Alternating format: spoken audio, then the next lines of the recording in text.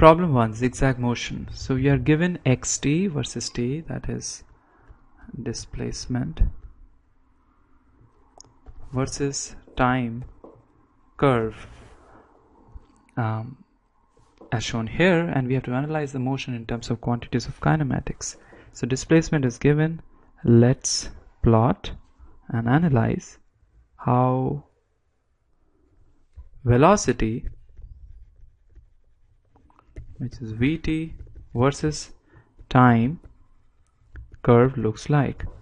So now from t equal to 0 to t equal to 2, we see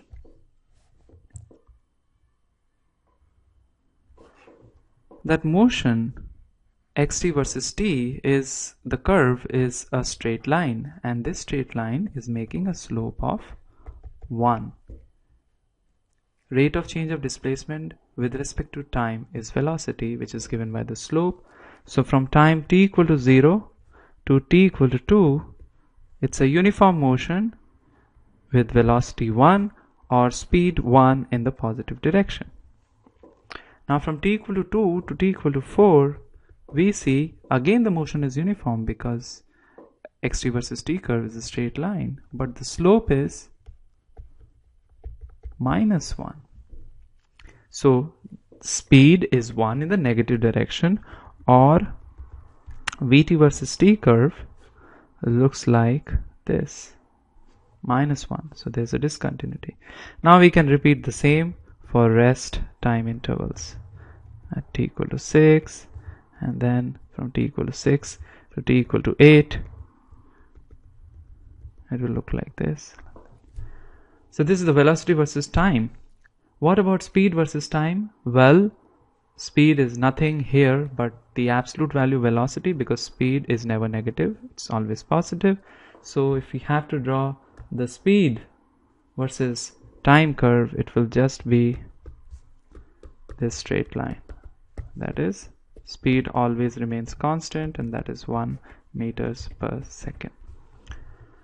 Now it is asked that we analyze the motion and see, are there any practical situation where such a motion can be depicted.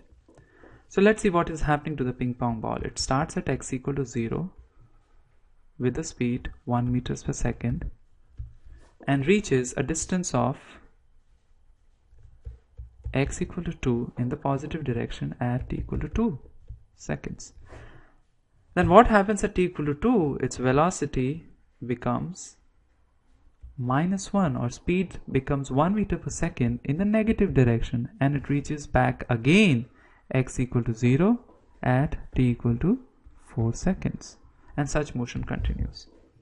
A practical situation depicting this motion could be the following. We have wall A and wall B. The ping pong ball is given a velocity 1 meter per second at t equal to 0 at the wall A. The distance between the wall is 2 meters. So the ball reaches wall B in time 2 meters upon 1 meters per second, that is 2 seconds.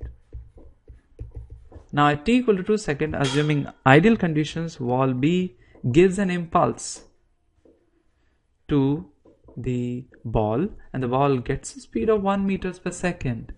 In the negative direction, it goes back to the wall again in how much time? In 2 seconds. So at t equal to 2 plus 2, 4 seconds, it reaches back the wall A. Thus, this is a practical physical situation which is depicting the motion shown by the xt versus t curve. That is, you start the ball with 1 meters per second in the positive direction from wall A to wall B, and then the ball will just continue the motion of rebouncing and bouncing back.